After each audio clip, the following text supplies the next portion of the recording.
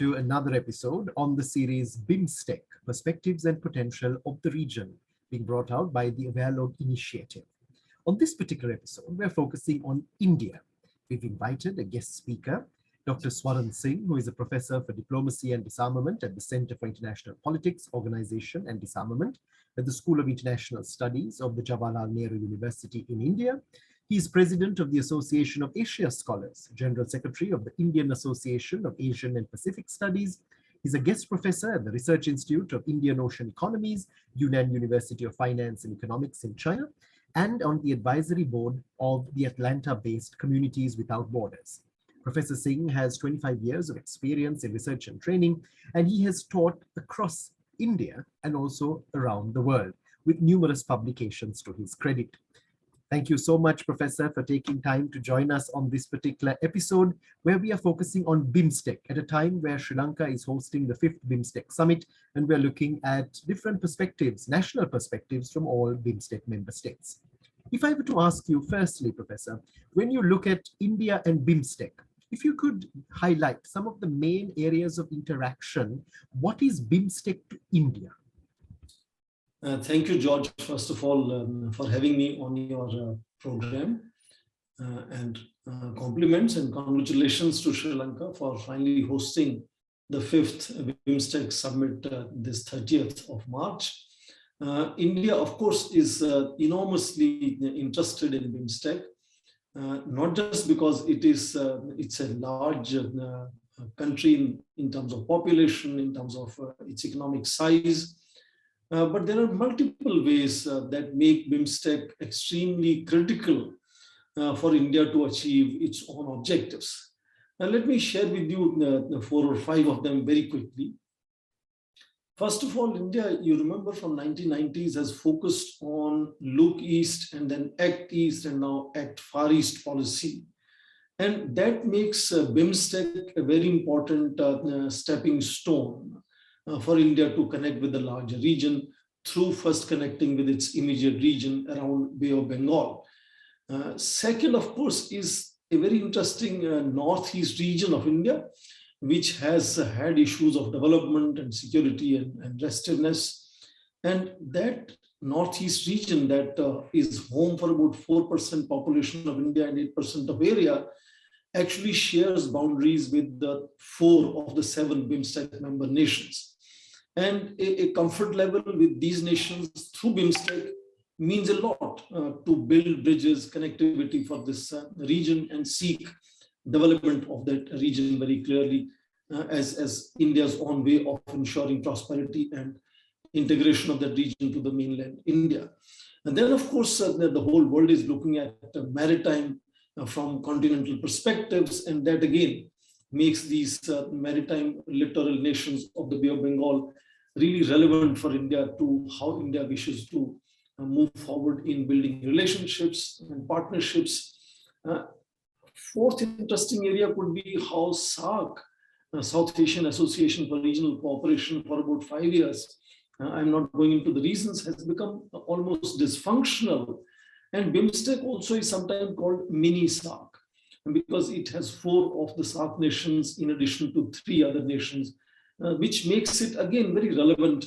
And I remember that in 2016, when India had hosted BRICS Summit meeting, the outreach summit was then organized with BIMSTEC national leaders. And in that sense, again, when in 2019, Indian Prime Minister had a second innings, he was being sworn in as India's Prime Minister for second time, again, he chose to invite BIMSTEC leaders.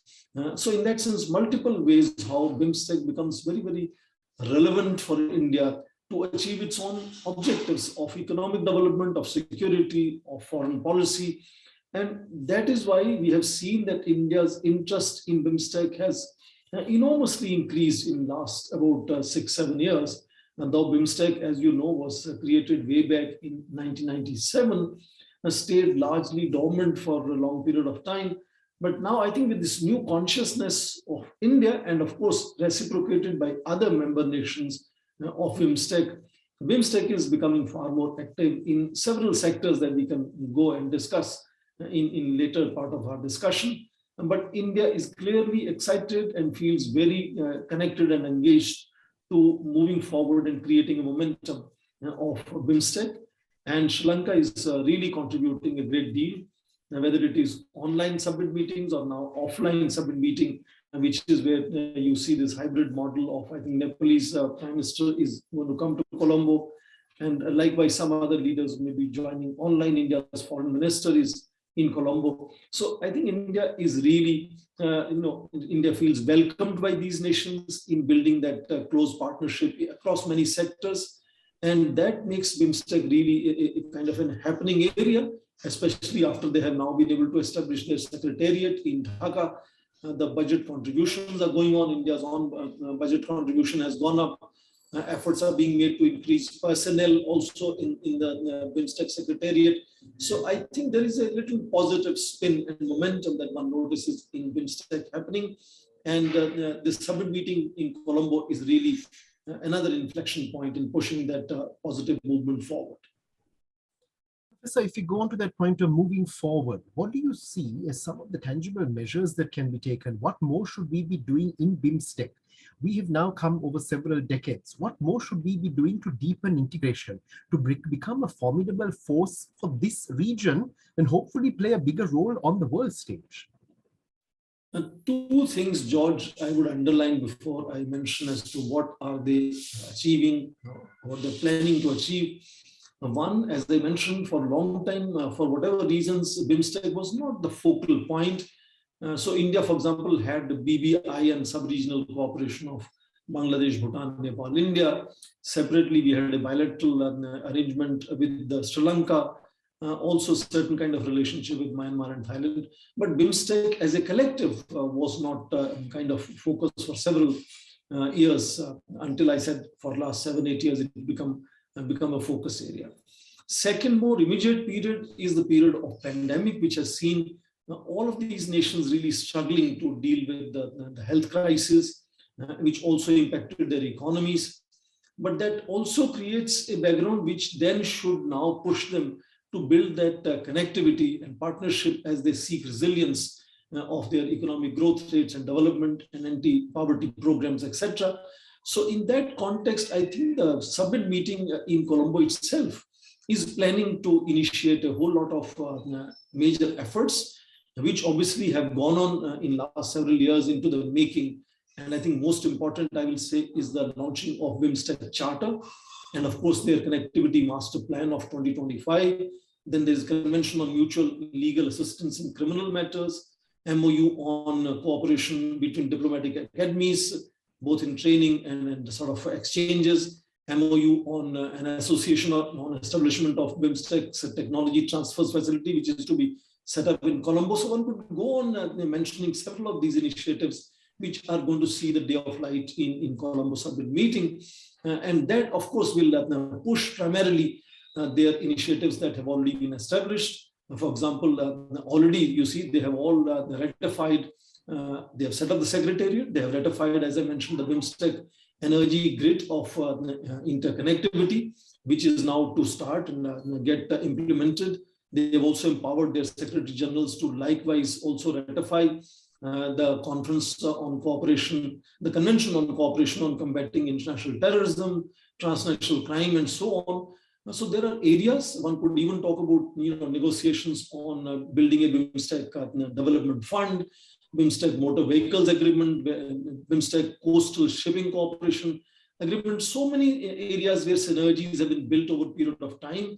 Some of them have already been initiated but have not picked up momentum and speed. Some of these have been now brought to a kind of a fruition and going to be launched in Colombo Summit. They have also obviously moved into majorly focusing on countering terrorism, crime, security, joint exercises, and so on. So there is a certain buildup of that groundswell, which I notice where all these nations of Bay of Bengal littoral have shown interest in building partnerships, primarily focusing on building their own connectivity. And I think this probably we are looking at the post-pandemic period now, and the 5th summit meeting in Colombo, I think should, as I say, would prove another inflection point in pushing that momentum forward. Already several of these initiatives are on the table.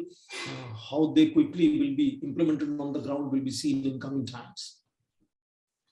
Thank you very much, Professor, for giving us insight, for looking at not only the national perspective of India and India's connectivity with BIMSTEC, but also sharing your expertise on what more could be done, where we could be going, what we should be achieving through this grouping. This is where, when we look at all of our member states, we all have a stake, a role to play in this grouping.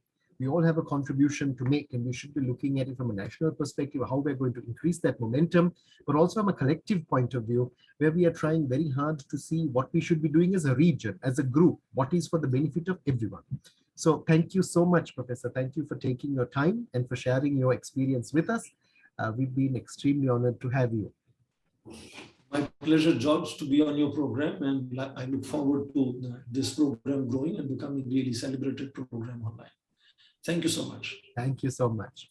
That was Professor Swaran Singh from the Jawaharlal Nehru University, sharing the Indian national perspective, looking at it from an Indian lens as to how India views BIMSTEC, and also looking at the future, what we should be doing, where we should be going, how we can take tangible steps to make meaningful progress in BIMSTEC. Thank you for joining us on this episode of BIMSTEC, where we looked at the potential and we looked at perspectives from the region. Thank you.